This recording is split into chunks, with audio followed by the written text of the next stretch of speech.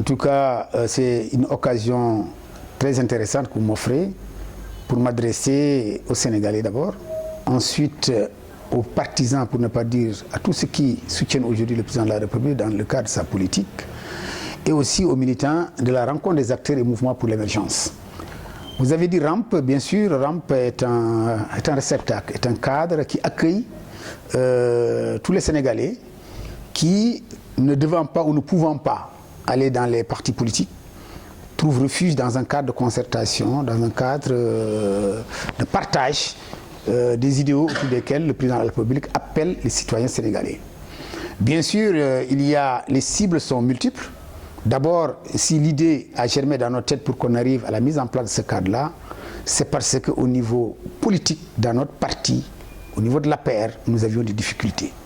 Difficultés liées fondamentalement aux questions d'organisation. Vous savez, moi j'ai l'habitude de dire qu'en politique, l'appel à l'unité se structure autour de 3 axes. L'unité idéologique, l'unité politique et l'unité organisationnelle.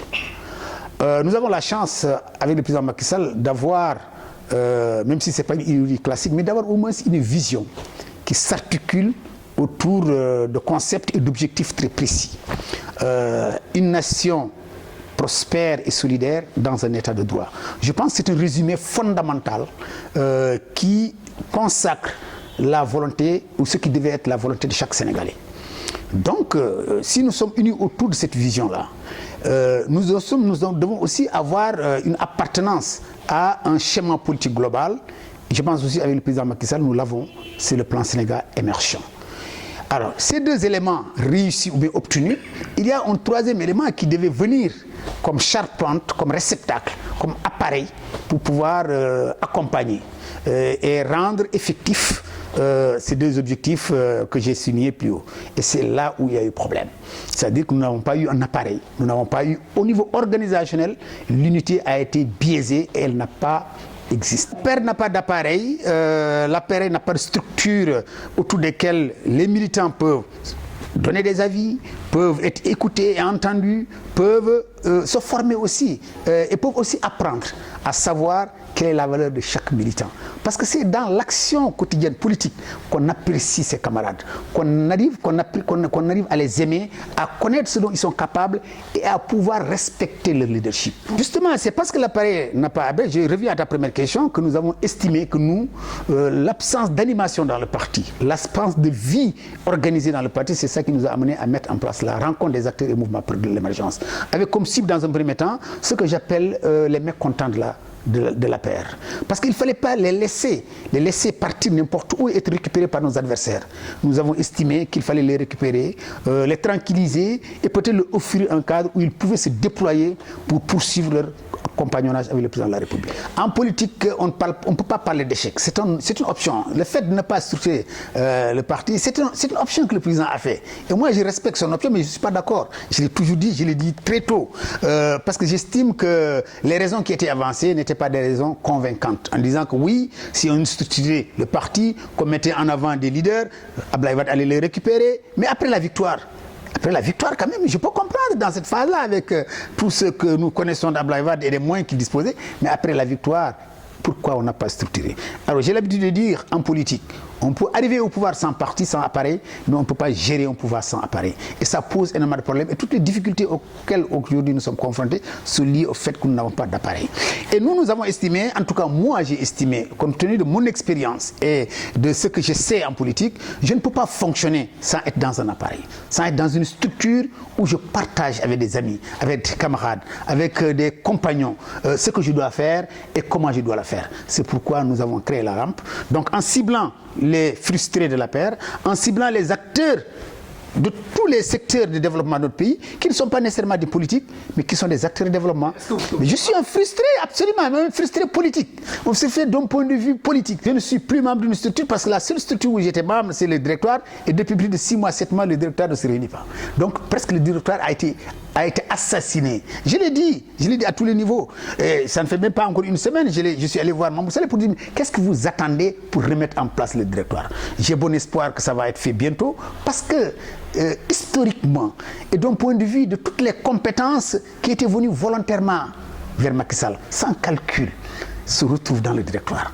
Alors que ce qui est très différent du Sen, où c'est des gens qui ont des, comme on le dit, Ndombotank, qui sont autour de lui, qu'il a nommé, qui ne peuvent pas se dresser contre lui en termes de réflexion et en termes de position par rapport à ce qui va être dégagé, ce qui peut être dégagé comme point de vue et comme objectif par rapport à lui. Donc ils n'ont de légitimité que par rapport au président Macky Sall. La plupart, parce que la plupart n'étaient pas là quand on était dans le combat. Mais dans le directoire, c'est contre-productif. C'est absolument contre-productif.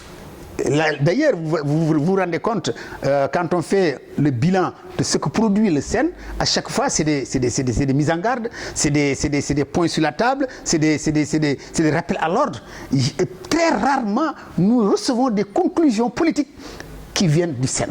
C'est toujours quand il y a une histoire, quand il y a des problèmes, quand il y a quelqu'un à réagir, qu'on appelle le Sen pour apaiser, pour tranquilliser. Une instance politique ne peut pas avoir cette mission-là. Et je dis que le rapport que je trouve entre le Sen et le président n'est pas un rapport politique. Et ça pose problème. Ça pose problème à partir du moment où c'est des directeurs, des généraux, c'est des ministres. Non, ça dit que c'est comme s'il y a un conseil des ministres bis quand le Sen se réunit. Et ça pose problème. Nous ne sommes pas un parti État.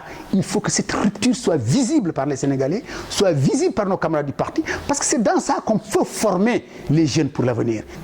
De façon générale, toutes les questions politiques, quant au fond, sont des questions d'organisation. Et toutes les questions d'organisation sont relatives aux méthodes de travail. Alors ce schéma-là, tant qu'on ne le comprendra pas, on va faire fausse route. Alors c'est pourquoi j'estime que deux difficultés nous les avons pour que les Sénégalais, au niveau politique, voient mieux ce que nous sommes en train de faire. C'est d'abord une direction forte, structurée autour des valeurs de la paix et de sa politique globale. Parce que l'intérêt d'un appareil, c'est lui qui doit reprendre le relais après que les techniciens ont fait leur travail. Vous pouvez être informé, on a fait ceci, on a multiplié ceci par deux. Ça, c'est l'information communication. Mais il n'y a pas d'information politique. Or, l'information, c'est le militant qui peut le faire. Et il faudrait qu'il existe, qu'il soit formé, qu'il soit encadré, qu'il y ait une concertation entre les différents responsables dans ce domaine-là pour pouvoir organiser une cohérence dans l'information. Et aujourd'hui, vous voyez la présidence à sa communication, la primature à sa communication, Benno Bokk Yakaar à sa communication, la paix à sa communication. Et souvent, le constat, c'est qu'ils ne convergent pas. Il y a une divergence qui fait que les Sénégalais ont des difficultés pour nous comprendre. Et plus grave, ça je l'ai dit et je l'ai défendu, il faut qu'on comprenne que le parti est différent du gouvernement. Donc un porte-parole ne peut pas être en même temps porte-parole du gouvernement et porte-parole du parti. Il faut le corriger. Il y a suffisamment de responsables et de cadres qui peuvent prendre en charge soit la communication du gouvernement ou bien la communication du parti. Il y a une confusion telle que finalement on ne sait pas qui fait quoi. C'est qu'au niveau politique, nous avons des difficultés d'harmoniser, de structurer notre intervention. Et par conséquent, des faiblesses, ces faiblesses-là vont évidemment avoir de l'incidence dans l'objectif central aujourd'hui autour duquel nous sommes tous mobilisés, c'est de réélire le président en 2019 dès le premier tour. Nous ne sommes pas élus uniquement pour gagner des élections. Nous sommes élus pour régler le problème des Sénégalais. Et ça, c'est extrêmement important. C'est-à-dire que être au pouvoir, c'est un moyen. Mais la finalité, ce n'est pas d'être seulement au pouvoir. La finalité, c'est de régler les problèmes des Sénégalais.